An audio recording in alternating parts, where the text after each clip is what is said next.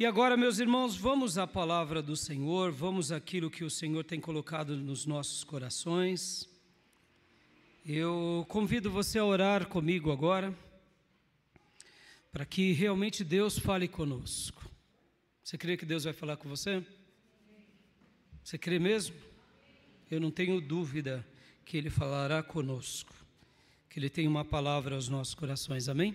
Então vamos orar, pedindo de todo o nosso coração, Deus, fale comigo agora, me ensina mais um pouco a respeito da Tua palavra, dos Teus ensinos, quebra paradigmas, trabalhe no meu coração, me aproxime de Ti, me esclareça, me convença e cumpra a Tua vontade na minha vida e na nossa vida. Vamos orar assim?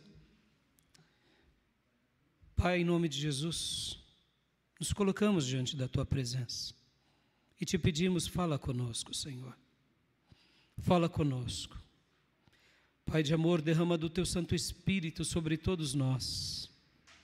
Que mim que fala ao Teu povo, assim como, ó Deus, essa interação sagrada da Tua igreja, que o Teu Santo Espírito seja derramado sobre todos nós e que por meio, ó Deus, da Tua graça, da Tua misericórdia, da Tua sabedoria, do auxílio do Teu Santo Espírito, trabalhando em nossos corações e em nossa mente, possamos ser atraídos ao Senhor, possamos ser convencidos pelo Senhor, possamos ser trabalhados pelo Senhor, possamos ser quebrantados pela Tua palavra, pela Tua presença, e que, ó Deus, a nossa mente se torne uma mente cativa ao Senhor, não pela obrigação, mas porque nós escolhemos seguir a Cristo, escolhemos ser escravos de Cristo, escolhemos ser seguidores de Jesus, de forma voluntária, de forma plena e de forma total. Sabendo que Deus, Jesus, o Pai, o Espírito Santo jamais terá para ninguém um propósito ruim, pelo contrário, sempre terá um propósito bom, perfeito e agradável. E essa é a minha escolha, e creio que essa é a escolha do Teu povo aqui presente. Ajuda-nos, meu Pai, ajuda-nos a tomarmos decisões conscientes, plenas, totais e de todo o nosso coração.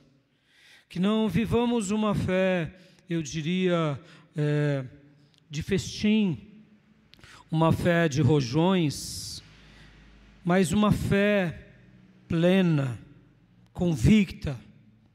Ó Deus, porque queremos Te seguir e queremos cumprir com todo o Teu querer.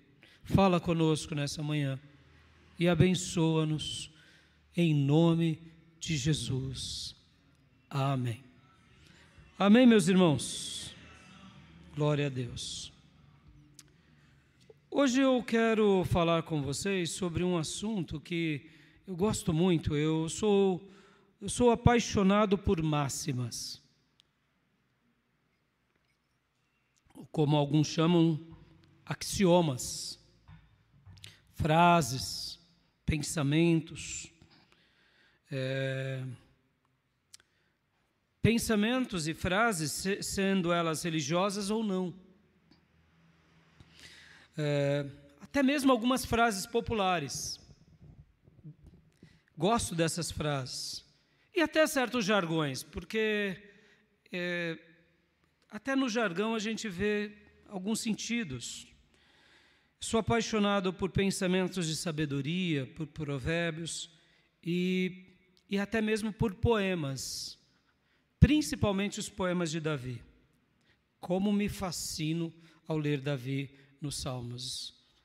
Sempre me pego assim, feliz e bravo ao ler Davi, porque falo, como pode alguém escrever assim?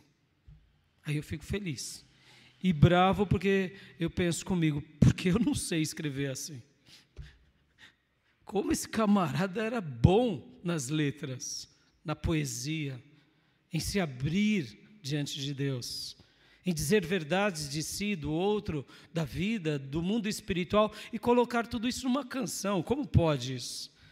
Então eu fico feliz e bravo, porque eu queria ter um pouquinho, 1%, né, da inspiração de Davi. E eu amo, como eu disse, e sou apaixonado por frases, por máximas, porque há um pensamento que foi condensado e que as pessoas vão aprendendo, e passa uma geração, vem outra geração, e podem ver, aquelas frases se tornam verdades, se tornam conceitos, e eu poderia até dizer que valores sociais. Então, eu hoje, né, na mensagem de hoje, eu pretendo usar essa mensagem também temática, usando 2 palavras. E o título da minha mensagem é O Filme ou a Foto? Ponto de interrogação. Você prefere o filme ou a foto? Né?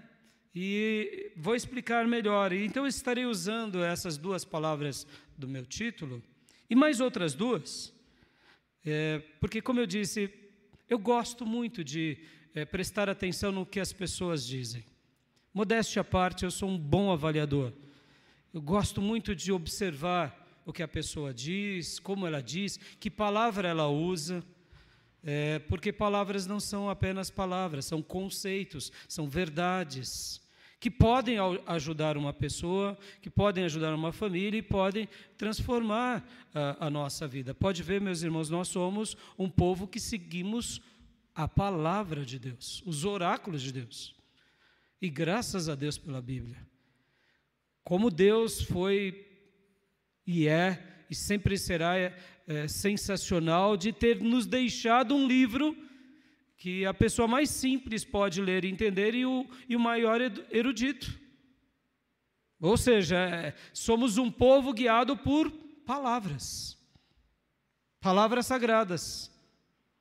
Podem ver que, graças a Deus pela Bíblia, graças a Deus, porque são as palavras de Deus deixadas como um tesouro para nós. E aqui, usando Davi, quando nós lemos o Salmo 19, que é um salmo de Davi, ou o Salmo 119, que eu deduzo ser de Davi, porque não temos lá o título se é de Davi ou não.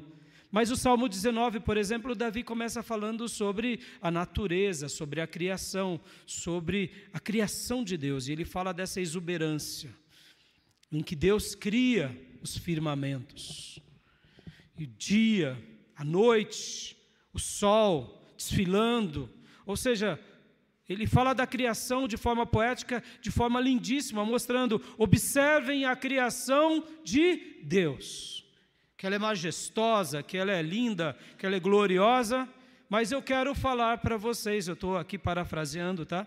E aí Davi, depois de falar da criação de Deus, que é exuberante, ele vem e fala, mas há uma outra coisa que Deus criou e nos deixou mais importante, mais sublime, mais significativa do que a criação, do que tudo que foi gerado, que é a sua palavra. Ela é mais preciosa do que o ouro, ela é mais estimada sobre tudo que é estimado, e é nela que eu me lanço, é nela que eu busco as minhas grandes recompensas. E aí Davi, então, ele fala sobre a criação como uma revelação de Deus, e vem e fala agora sobre a palavra de Deus, que é a revelação especial de Deus. Você segura nas mãos, meus irmãos, a revelação especial de Deus. Amém? É a revelação especial. Então, nós somos um povo guiado por palavras, e, como eu disse há pouco, hoje eu quero falar um pouco sobre esse título, o filme ou a foto, ou os filmes ou as fotos. O que você prefere? O que você escolhe? E por que nasceu essa mensagem? Porque eu acompanho muito um economista macro em um canal, que é o canal da Genial Investimentos, o nome dele é Roberto Mota. E ele usa muito essa palavra, o filme e a foto. E quando ele fala da economia, ele diz assim, por exemplo, ele fala, olha, a foto está boa. Como economista, ele diz, olha, está saindo os dados econômicos. do mundo ou do nosso país. A foto está boa, mas e o filme? E o filme? E ele usa também uma outra palavra muito interessante, inclusive nesses dias ele falou bastante sobre algo que é conjuntural ou estrutural. Né? E aí ele, por exemplo, ele citando recentemente as pesquisas do nosso governo sobre a aprovação do presidente, falou, melhorou um pouco, em virtude do ocorrido, da taxação, do Trump, etc. e tal, mas isso é conjuntural, ou seja, é momentâneo. Por quê? Porque a estrutura é outra realidade. Você que é empresário, ou você que trabalha, ou você que acompanha o mercado financeiro, você sabe, a nossa taxa de juros está nos pontos mais altos da história. 15% ao ano é uma coisa absurda, taxa Selic. Só para vocês terem uma ideia, irmãos, os grandes investidores mundiais, como Warren Buffett, por exemplo, o alvo dele era alcançar um rendimento anual de 20% no ano. O Brasil te paga 15% ao ano, sem você fazer nada. Ou seja, se o Buffett buscava um investimento onde ele conseguia ganhar 20% ao ano, só no nosso país, a nossa taxa de juros, ela é 15%, talvez você esteja falando, pastor, está ótimo esse investimento. Irmão, não está ótimo não. Porque quem está pagando para você e para mim é o governo, ou seja, a nossa dívida como país está subindo também 15% ao ano. Vi irmãos franzindo a testa. É isso aí. Ou seja, a estrutura da nossa dívida para esse ano e para os próximos anos é impagável.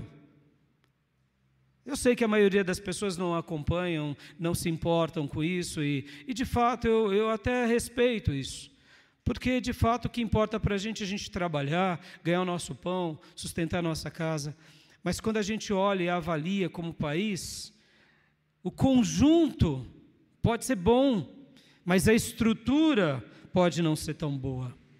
E deixa eu ilustrar aqui com algo que você vai compreender perfeitamente. Deixa eu te fazer uma pergunta, ainda em cima dessa outra palavra, conjunto e estrutura, porque a gente vai trabalhar principalmente sobre o filme e a foto.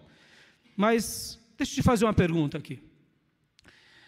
Você compraria uma casa onde, abre aspas, aparentemente o conjunto dessa casa, fecha aspas, ela é ótimo. O piso de porcelanato, gesso, sanca, luzes, pintura, grafiato. Mas essa casa tem um conjunto muito bom, está mobiliada, né? Móveis planejados, toda acabadinha, só que essa casa, ela está com a sua estrutura, abre aspas, sua estrutura sobre a areia. Fecha aspas. Você compraria essa casa? Mas o conjunto está lindo, pastor. Você olha assim, é uma bonequinha. Portão bonito, muros bonitos, teto, até lareira tem. O conjunto é bom. Mas eu te pergunto, você colocaria a sua família para morar ali, para viver e, quem sabe, para envelhecer e morrer ali, sabendo que a estrutura da casa não tem fundamentos? Ali é um solo cheio de areia, e ali só construíram em cima rapidinho, em 2 anos deixaram uma bonequinha. Você compraria esse conjunto? Então, por que não? Porque a sua vida é o seu presente, é a sua família, são as suas finanças e é o seu futuro. Então o conjunto não diz muita coisa, diz? O conjunto pode ser bonito, pode ser agradável, mas e a estrutura? Aí complicou, né? E aqui, para você entender um pouquinho sobre essa questão da economia, irmãos, deixa eu dizer aqui até uma palavra para te tranquilizar, algo que eu aprendi logo nos meus primeiros anos de mercado financeiro com alguns diretores que eu tive. E eu vi assim, por exemplo, as movimentações da economia e tal, e eu perguntava para eles, eles diziam assim, não, Rai, vai piorar ainda mais, para depois melhorar. Eu falei, mas como assim vai piorar? Os dados econômicos, a foto não está legal? O conjunto não está bom? Então, aí os diretores me ensinaram algo que eu jamais me esqueci. Como a nossa economia ela está baseada na política, a política determina a economia. Franziu a testa assim de novo. Então, para que o povo sinta, precisa piorar muito, porque somente depois de piorar muito, o povo se mobiliza. Aí quando o povo vai às ruas, quando o povo quer uma revolução, os políticos têm medo do quê? De povo na rua, aí eles começam a mudar as coisas, e aí resulta nas finanças. Então, economicamente falando, pastor, mas o senhor está me dando uma péssima notícia, mas é assim que acontece numa democracia, irmãos. É assim. Piora muito, para depois melhorar. Mas esse muito, a porquinha torce o rabo e alguns porquinhos são abatidos no meio do caminho. Mas é assim, porque só assim os corações insensíveis dos políticos, todos eles, dos três poderes, são sensibilizados. Esquece, irmão, não tem sensibilidade nenhuma. Mas aí eles têm que tomar uma decisão, porque senão eles perdem o emprego, perdem o posto, perdem o título. E aí eles mudam algumas coisas para realmente resultar em crescimento econômico. É assim que funciona. E eu concordo com uma frase, com uma máxima de Churchill, Winston Churchill, que dizia que a democracia é a pior forma de governo, vírgula, à exceção de todas as demais. Então, meu irmão, glorifique a Deus que ainda somos uma democracia, amém? Porque já numa monarquia, o rei não deixa acontecer isso. Porque ele vê piorando, ele toma uma decisão. Só que, quem me diz que os reis serão como Davi?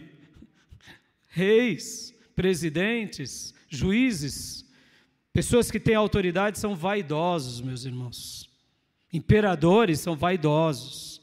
Então, glorifique a Deus que ainda somos uma democracia, amém?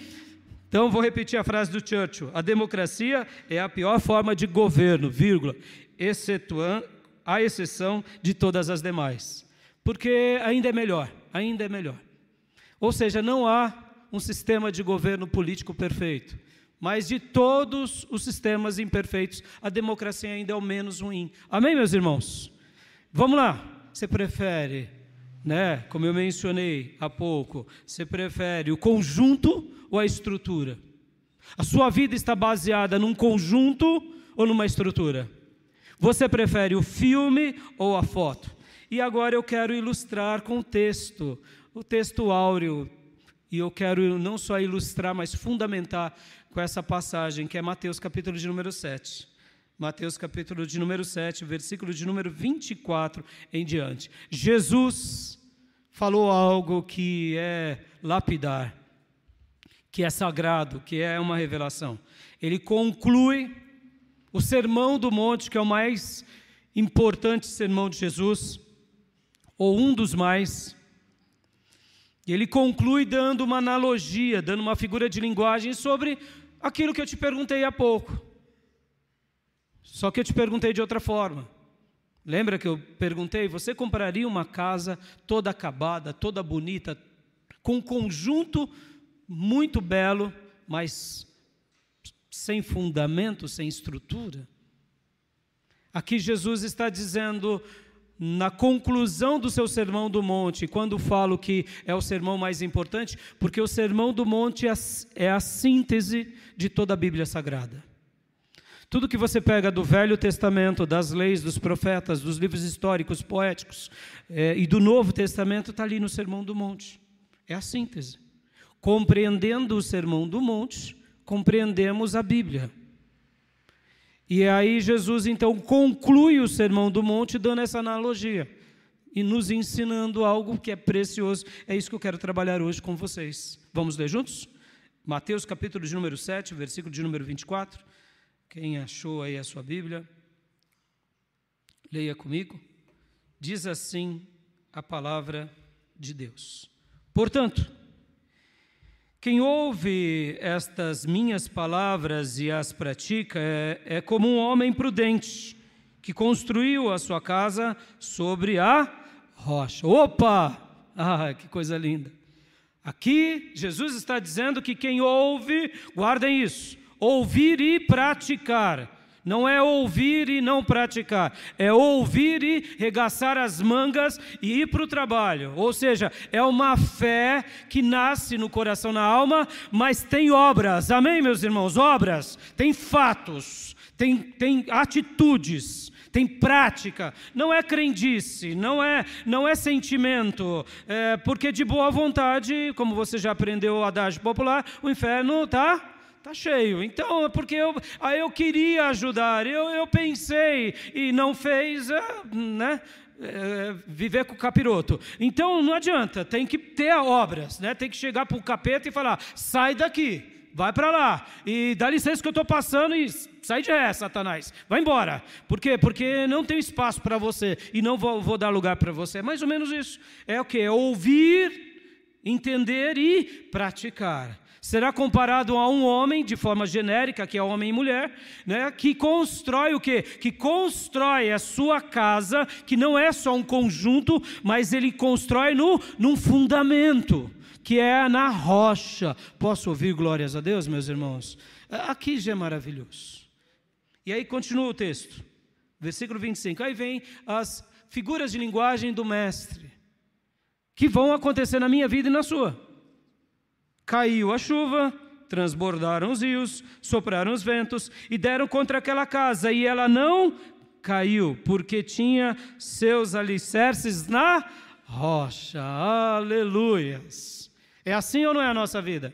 Ventos, dúvidas, dificuldades, problemas internos, problemas familiares, problemas na igreja, problemas na sociedade, problemas no mundo, mas estamos firmados a nossa vida onde? Na rocha.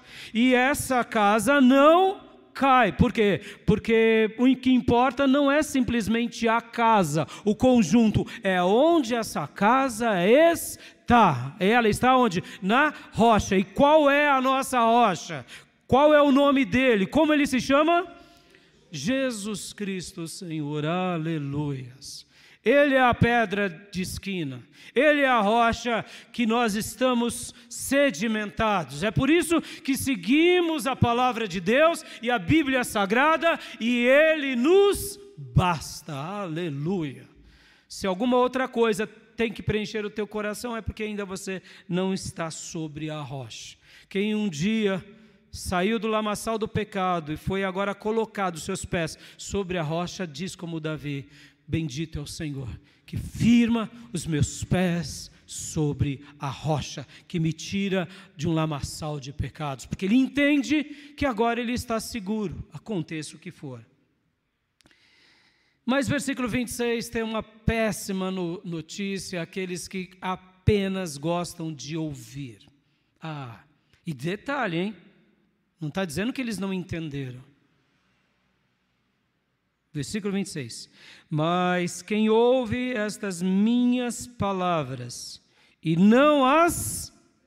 Vamos lá, gostaria de ouvir a igreja. E não as... então ouviu, entendeu, sabem que tem que fazer, mas dão desculpa, porque eu não estou sentindo no meu coração. Meus irmãos, olha, guarde isso. Deus não falou para você sentir no coração. Deus falou para você obedecer. Varões, irmãos, você entende a sua mulher? Fala bem baixinho, que senão você não come macarrão hoje. Deus não pediu para você entender ela, Deus pediu para você amar ela. Glória a Deus, vamos ouvir mais alto? Glória a Deus. Me explica isso, é terrível. Porque como pode agir desse jeito? Você tem uma mulher, tem uma mãe e tem uma sogra. Minha sogra é uma pérola, mas meu irmão, essa é sogra, entendeu? Eu já disse para a Nídia que eu amo mais a sogra dela do que a minha.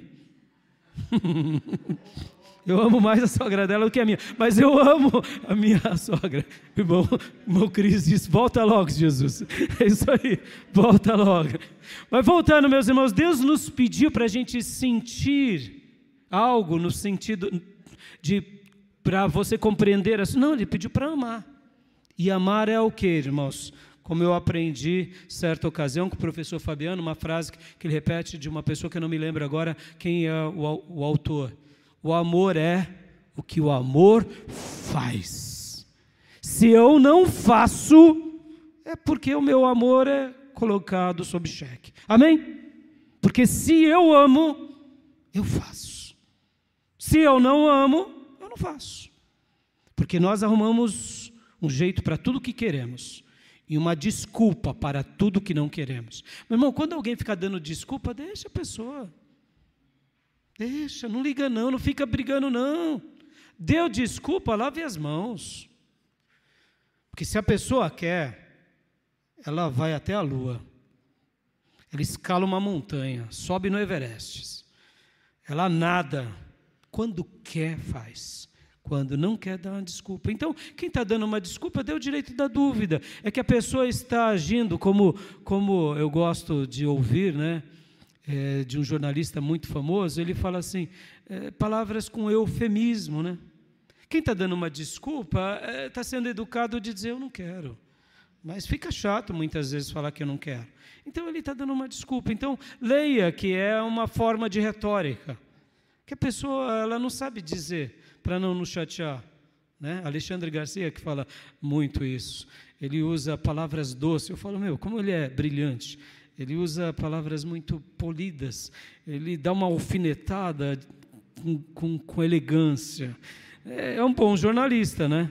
E então, pensem. A pessoa está dando desculpa porque ela não quer. Porque quando uma moça quer um rapaz que ama, ela corre atrás desse rapaz. Quando o homem quer uma mulher que o ama, que ele aprende a amar, ele faz de tudo por essa mulher. Quando eu quero seguir a Jesus porque eu amo, eu não o abandono por causa de ninguém. Amém, meus irmãos? Vamos ler de novo 26. Mas quem ouve estas minhas palavras e não as pratica, é como um insensato, que construiu a sua casa sobre a areia. Olha lá, o conjunto é bom? O conjunto é bom, a casa é boa, tem tudo, mas está sobre a areia. Aí complicou. E aí Jesus continua no 28. No 27. Caiu a chuva, transbordaram os rios, sopraram os ventos e deram contra aquela casa e ela caiu. E foi grande a sua queda. Quando Jesus acabou de dizer estas coisas, as multidões estavam maravilhados com o seu ensino, porque ele as ensinava como quem tem autoridade e não como os mestres da lei. Jesus está dizendo, olha, a casa vai cair. E aqui eu quero usar agora as minhas duas palavras iniciais, porque o que você prefere, o conjunto ou a estrutura? O que você prefere, o filme ou a foto? Em primeiro lugar, eu quero falar sobre o filme. Vamos definir, a partir do texto que lemos aqui de Jesus, e lembrar da vida de Jesus, como era o filme de Jesus, desde a sua concepção, crescimento, início de ministério. O filme foi bom? Leia-se aqui filme, como Jesus viveu nessa terra. O filme de Jesus foi esplêndido. Quando eu digo filme, é a construção de todos os fatos. Não é um ponto isolado. Como que foi Jesus quando ele é batizado por João Batista? Ele causou uma revolução política ou ele causou uma revolução espiritual? E que continua causando até hoje essa revolução a todos que se achegam a ele. Como que foi? Jesus é batizado nas águas. Vem João e diz, eu não sou digno de te batizar. Mas Jesus diz, não, é importante para que se cumpra todas as coisas, para que eu seja um modelo. E aí Jesus se batiza por João.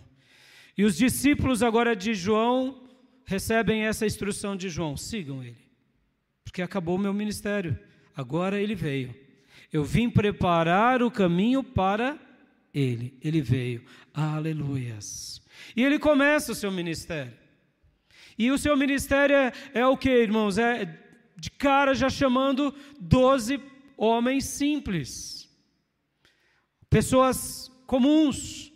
E o que Deus faz com esses 12 comuns? Se tornam apóstolos, se tornam os enviados, e eram só os 12? Não, os discípulos. E o filme da vida de Jesus, e o filme dos apóstolos, e o filme dos discípulos, foi maravilhoso ou não foi? Foi maravilhoso. E as mensagens de Jesus foram esplêndidas? São esplêndidas ou não são? Maravilhosas. Agora vamos lá, o filme também foi fácil ou não? Opa, não, o filme não foi fácil. O filme foi o que? Uma mensagem de desafio, de confronto. Por exemplo, uma das pessoas mais ricas que Jesus chama é Mateus, que era chamado de Levi. Ele era um cobrador de impostos, um judeu mal visto. E ele estava na coletoria, e Jesus passando por ele disse: venha, siga-me. Olha só, meus irmãos, uma simples palavra. Lembra que eu disse? Palavras. Nossa vida é baseada em palavras. Palavras em que acreditamos, palavra em que entendemos, palavra em que praticamos. E Mateus, deixando tudo, seguiu o Mestre bendito. Posso ouvir glórias a Deus? Ele era riquíssimo, meus irmãos. Dos discípulos e apóstolos, ele era o mais abastado. Porque quem era naqueles dias um publicano? Era um judeu que o Império Romano o obrigava a trabalhar para ele. Então os judeus o tinham como traidor. Os pais, parentes, família, e eles eram mal vistos, porque agora eles estavam cobrando impostos de mim. E ainda aqui, só mais uma coisa, irmãos. A gente tem pelo menos 2 certezas na vida, tá? 2. A primeira é que a gente vai morrer, isso é fato. E a segunda é que a gente vai pagar imposto, tá bom? Isso daí é fato. Em qualquer época da vida, saiba disso, a gente vai pagar. Pode ver que a gente paga para nascer e paga até para morrer, né? E paga até depois de morto. É assim, a vida é assim. Saibam disso, qualquer democracia ou qualquer reino, tá bom? Mas então, Mateus, ele cobrava impostos do seu próprio povo e agora dava esses donativos a Roma. E aí o povo começava a maltratá-lo. E aí o que eles faziam? Ele falava: já que é para viver excomungado do meu povo, então eu vou cobrar mais. Lembra da história de Zaqueu? Que ele se converte, que ele sobe num pé de uma árvore enquanto Jesus passa por Jericó, e Jesus disse: Zaqueu, eu quero ir almoçar na tua casa. Ele desce, e lá na mesa ele diz: Senhor, se eu defraudei alguém, eu entregarei 4 vezes mais, e a metade do que eu tenho eu entregarei aos pobres. O que ele estava fazendo ali? Zaqueu ali estava arrumando a vida dele. O que ele estava dizendo? Olha, eu peguei de um aqui, de outro ali, de outro lá, e eu vou devolver 4 vezes mais. E daquilo que eu consegui honestamente, que ainda é muita coisa, ainda vou dar metade para os pobres. E Jesus disse o que para Mateus? Para Zaqueu? Hoje a salvação entrou nessa casa. Aleluias. Como era o filme? O filme era maravilhoso, mas o filme era difícil. Podem ver que Mateus passou por essa experiência, Zaqueu passou por essa experiência. Certa ocasião, Jesus estava falando sobre que ele iria morrer e que era necessário que as pessoas comessem o pão, que era a carne dele, e bebessem o vinho, que seria, né, a comparação do sangue dele. E ali eles falam: não, dura essa palavra, não. E ali a Bíblia diz que muitos deixaram Jesus. Por quê? Porque o filme foi maravilhoso, mas o filme é difícil, meus irmãos. Vamos lá. Então, como que foi a reação dessas pessoas? Algumas seguiram, outras não. Algumas se entregaram, outras não. Algumas ficaram com dúvida, como é o caso de Nicodemos, que foi ter com Jesus durante a noite. Por quê? Porque ele era uma autoridade, então ele foi às escondidas. E ali Jesus prega ele. E a gente não vê Nicodemos no Novo Testamento, exceto depois que Jesus morre. Porque Nicodemos, que era uma grande autoridade entre os judeus, e José de Arimateia, pegam o corpo de Jesus. Ali sim Nicodemos realmente admite: não, agora, a partir de agora, eu vou seguir esse. Esse que eu não segui enquanto ele estava vivo, agora que morreu, eu vou segui-lo. Então a gente entende que Nicodemos, depois de 3 anos a 3 anos e meio, tomou a decisão. Por quê? Porque o filme era maravilhoso. Jesus parou o mar agitado, a tempestade. Jesus transformou água em vinho. Jesus expulsou os demônios. Jesus curou as pessoas. Cegos viram, surdos ouviram, mudos falaram. Coisas maravilhosas aconteceram. Pães e peixes foram multiplicados. Pessoas comeram. Mas o filme foi maravilhoso, mas foi difícil. Por quê? Porque Jesus dizia: venham, sigam-me, tenham uma nova vida, seguindo os meus valores, ouçam as minhas palavras e as pratiquem. E nem todo mundo queria. E vamos falar um pouco agora sobre as fotos. Já que eu falei sobre o filme, em segundo lugar, vamos definir a foto. O que é a foto? A foto é um momento isolado.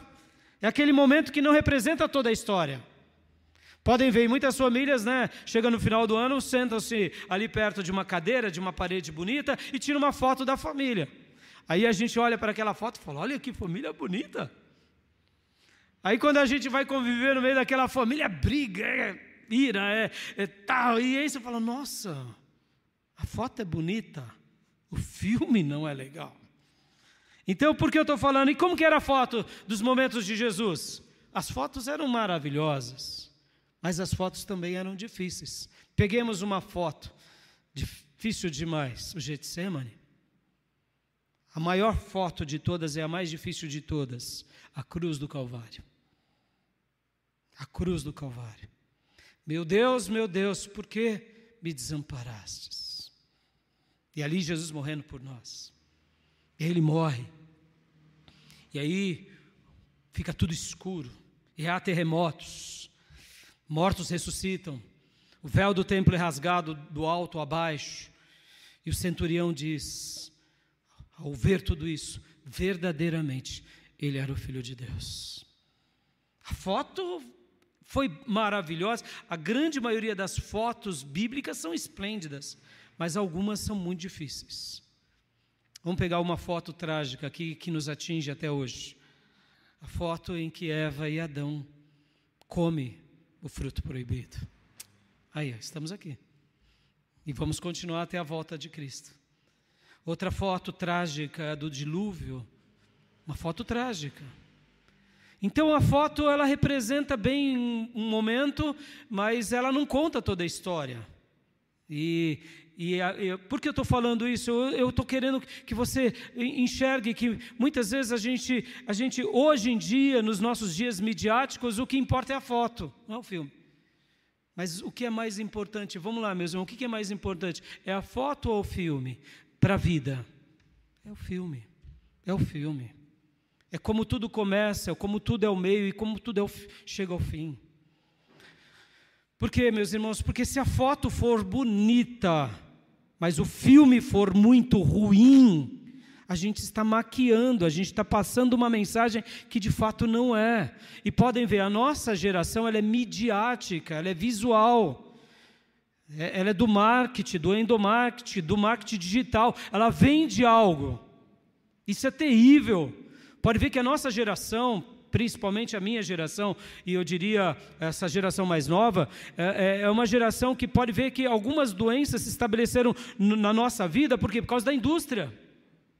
Os nossos pais tinham mais privação, mas eram mais saudáveis, porque caminhavam mais, porque comiam, eu diria, menos coisas, menos industrializados. E podem ver que hoje o diabetes e a obesidade, ou diabesidade, que é uma doença nova, está atingindo as crianças. Temos muito, mas a foto é boa. Chama a atenção dos olhos, dá saliva na boca, porque eu quero aquele lanche, eu quero aquele produto, porque, pode ver, as nossas igrejas, a nossa vida é baseada em fotos. E eu quero te fazer pensar que o cristianismo, ele é mais do que fotos. O cristianismo é um filme. O cristianismo é um filme que está na nossa vida. Ou seja, o que importa é se Deus está caminhando conosco. Porque mesmo que a gente tenha fotos difíceis, como num Getsemane, como, por exemplo, uma outra foto em que Jesus fugiu para o Egito. Pense, irmãos, o Rei dos Reis e o Senhor dos Senhores teve que fugir para o Egito porque Herodes queria matá-lo. Deus avisa José em sonho, em visão, foge para o Egito. Ele foge. Que foto foi essa, meus irmãos? Horrorosa. Um homem maligno, Herodes, o grande, pelas suas vaidades políticas, querendo matar o rei.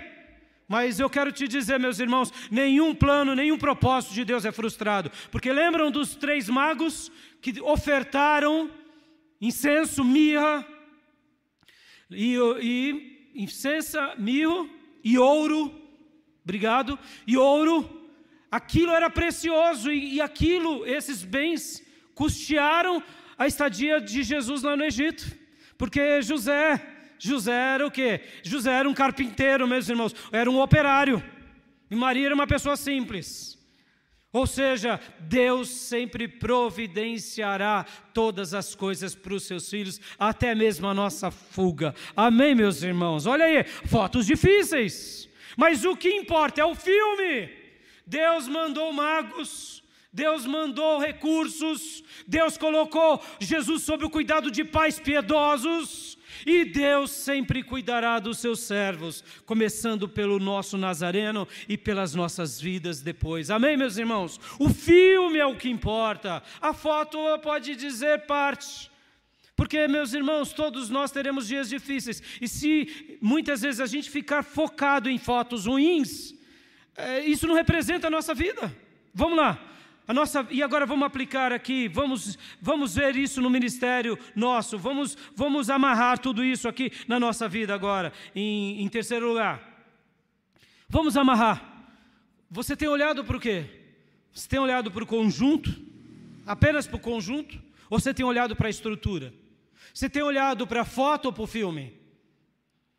Porque se você tem olhado apenas para fotos e fotos boas, mas não tem vivido uma vida como Deus quer, meu irmão, o filme vai ser ruim no final. O filme vai ser ruim no final.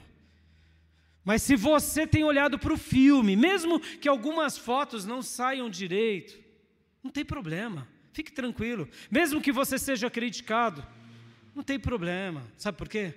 Porque esse filme está sendo bom. Esse filme está sendo realista. E você vai chegar no final. Podem ver o rei Davi, meus irmãos. Vamos pegar aqui para ilustrar o rei Davi.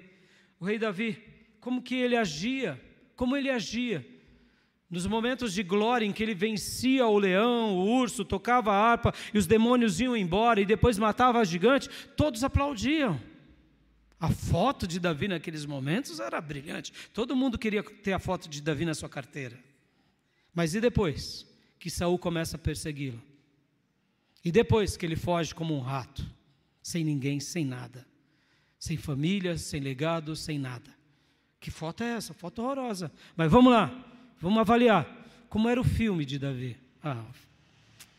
O filme de Davi era lindo. Por quê? Porque ele convidava a Deus para estar do lado dele. Ele convidava, mesmo quando havia uma festa na sua casa e o seu pai o desprezava. Dizem alguns teólogos que Davi, possivelmente, era filho de um caso extraconjugal, ou quem sabe, de uma concubina. Porque onde já se viu, o grande profeta de Israel vai na casa de alguém e ele deixa um filho do lado de fora. Foi isso que aconteceu. Samuel foi na casa de Jessé e Davi ficou lá cuidando das ovelhas. Pode isso? É uma foto horrorosa, mas vem cair o filme. O filme de Davi é lindo. Por quê? Porque Deus não vê como o homem vê. Deus vê o coração, aleluias. E Davi convidava a Deus. E aí vem o grande profeta e diz, não, nenhum desses, não tem mais ninguém. Eu acho que Jessé é meio curado de vergonha, talvez diante da sua esposa, todo mundo sabia. A Bíblia não diz isso, meus irmãos, mas isso são deduções, tá?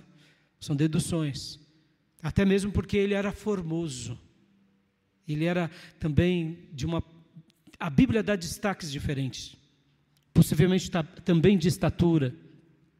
E aí o que acontece? Tem mais ninguém? Tem um, então chama ele, e ali ele é ungido rei. Como que era o filme de Davi? O filme de Davi é magnífico. Nos momentos em que ele está vivendo de glória, ele não se perdia pelos aplausos das pessoas. Guardem isso, meus irmãos. Os aplausos nos adoecem. As bajulações nos adoecem. Cuidado com os aplausos. Consagre os seus aplausos ao Senhor. Tenha cuidado com as bajulações. Nós somos falhos, meus irmãos. Por que um presidente, por que um imperador, por que um ministro, por que um juiz se torna vaidoso? Por causa dos aplausos. E não pense você e eu que será diferente, porque nós pastores também muitas vezes sofremos desse mal. Porque eu não estou aqui trabalhando a serviço de vocês, querendo ser criticado por vocês. Estou querendo ser abraçado por vocês. Essa é a nossa natureza.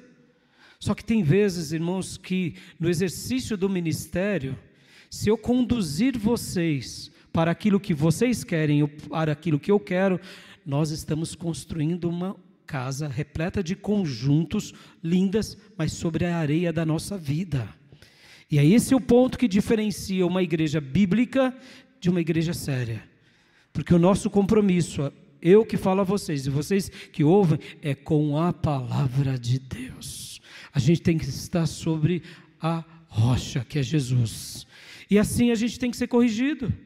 E ora os pastores vão errar, e a igreja vai advertir o pastor, e ora, na grande maior parte das vezes, a igreja está errando e o pastor está advertindo. Por quê? Porque as bajulações nos corrompem, os elogios nos corrompem. Então, cuidado com isso, meus irmãos. Assim como o dinheiro também cria sobre nós uma falsa expectativa daquilo que não somos. O dinheiro cria em nós uma expectativa de que somos poderosos e invencíveis. Porque por meio do dinheiro você paga o que você quer. E você tem na mão. Porque é assim que funciona esse mundo caído. E uma outra coisa que cria em nós uma falsa expectativa daquilo que não somos é o poder. Você fala e um exército te obedece. Você dá uma ordem e as pessoas te seguem. E é isso que muitas vezes nos corrompem. E é por isso que a gente tem que olhar não apenas a foto, mas o filme. O filme. É isso que importa para nós. Voltando para Davi. Davi não se permitia cair na ilusão dos elogios das pessoas, porque no momento em que ele estava sofrendo, fugindo, e não foi apenas antes de se tornar rei, porque depois também ele tem uma outra fuga.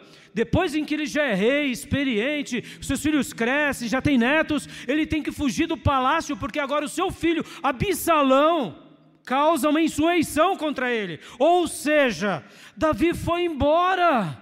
Foto horrorosa, saiu como um covarde chorando, que nem uma marica, mas ele não chorava para os homens, ele não olhava para ele chorava aos pés do Senhor, porque o que importa não é a foto, meus irmãos, o que importa é o filme da nossa vida. Quem te acompanha, quem está do teu lado, quem está te dando vitória, é Deus. Então descanse, em alguns momentos vai ser difícil, mas vai valer a pena, porque quando temos um filme aliado ao eterno, tudo dará certo na nossa vida, em nome de Jesus, amém? E para eu concluir aqui, meus irmãos, olha que interessante, vamos lá, a foto aqui, desse culto, ela é linda, não é? Todo domingo a foto é linda, não é assim? Quando nós pastores pregamos, olha aqui essa foto, ela é linda. Ela é repleta de graça. Quando os ministros de música cantam, quando os irmãos aqui fazem a abertura, ou quando você ora por alguém, ou vai evangelizar, ou você prega, essa foto é linda. Mas e aí, pastor? E aí que diz muito pouco. Por quê? Porque é uma foto. É uma foto que pode ser montada, pode ser ajeitada. Sejamos honestos, somos fruto dessa geração de visibilidade, somos fruto dessa geração de performance exteriores, somos fruto dessa geração de estética ou não? Pode ver, meus irmãos, é estética, é tudo estética, é botox, é dente bonito, é cabelo ajeitado, é careca que fica cabeludo, e aí vai, é assim ou não é? É um gordinho que faz, arranca ali, arranca os torresmos, e de repente volta depois a pegar peso de novo, porque meus irmãos, não importa a foto, faz operação bariátrica, percebam, não estou sendo contra nada disso, faz parte da nossa geração, não estou falando para você, irmã, não dá uma caprichada aí, né? Dá uma caprichada, joga um barrinho aí, bota uma maquiagem, capricha no cabelo, uma chapinha, faz isso daí, porque que o marido gosta. Mas o que eu quero dizer é o seguinte, isso não é tudo, se a gente não tem saúde. Vamos lá, quando a gente vê as Olimpíadas, muitas vezes a gente vê um atleta, fala assim, nossa, que corpo feio daquele atleta, meio torto, né, meio desengonçado, o biotipo dele, mas vai ver aquele atleta em exercício, lutando, vai ver aquele atleta correndo, nadando, você fala, pelo amor de Deus, quanta saúde. Por quê? Porque os atletas, eles não estão preocupados com aquela foto. Eles não estão preocupados apenas com aquela foto da medalha. Eles querem a medalha, mas para eles atingirem aquela medalha, eles têm um filme diário de treino, de dedicação. Se você chamar um atleta de alta performance para uma balada, ele não vai. Por quê? Porque ele não quer sair na foto da mídia, ele quer aquela medalha. Se você chamar um atleta para uma curtição, para uma viagem, deu na louca, ele rodou a baiana, ele não vai treinar. Se ele não treinar uma semana, ele perde talvez um ano. Porque é assim a vida de um esportista de alta performance. Vem cá, meus irmãos, você quer chegar aonde? Você quer chegar aonde? Seu objetivo de seguir a Deus, de estar numa igreja, é fazer o quê? É o quê? Construir uma casa aqui, um conjuntinho, ganhar um predinho, ganhar um dinheirinho? É isso que você quer? Não é isso que eu quero. Eu não estou atrás de um conjunto, de algo conjuntural. Eu estou atrás de uma estrutura. O nome dele é Jesus Cristo. O Senhor é a sua palavra. Eu não estou preocupado com a foto. Eu estou preocupado com o filme. Se o mestre está comigo, se o mestre não me abandona, se o mestre fala comigo. É isso que importa para a nossa vida.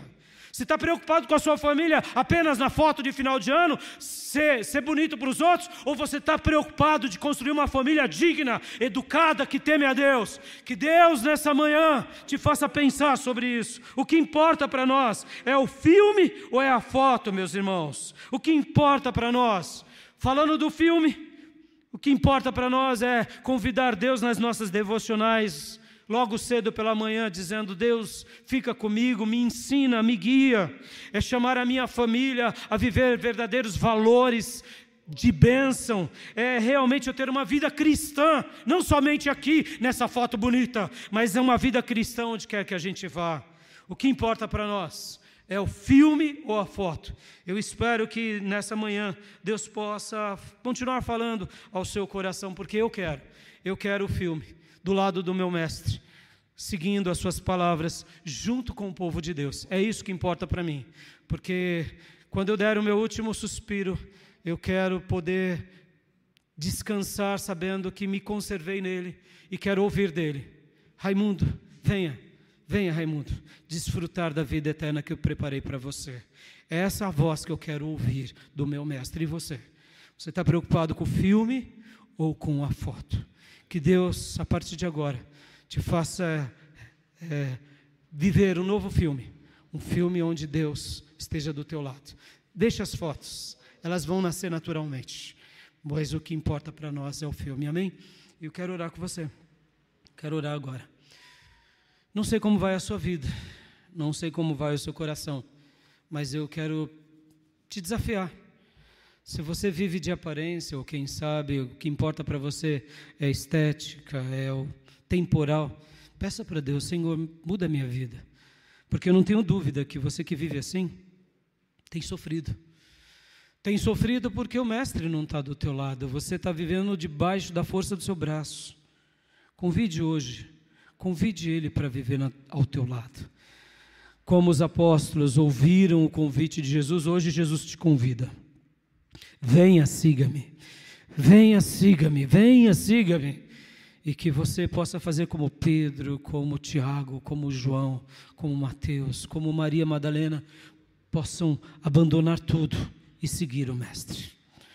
E ao fazer isso, acredite, Deus estará reescrevendo uma nova história na tua vida. Quero orar por você onde quer que você esteja. Vai orando você mesmo por você. Vai orando. Se você é alguém que já tem escrito uma nova história com Jesus, então peça para Jesus estar nesse filme da tua vida, da intimidade com Ele, da igreja para fora, para que você realmente continue sendo sal e luz.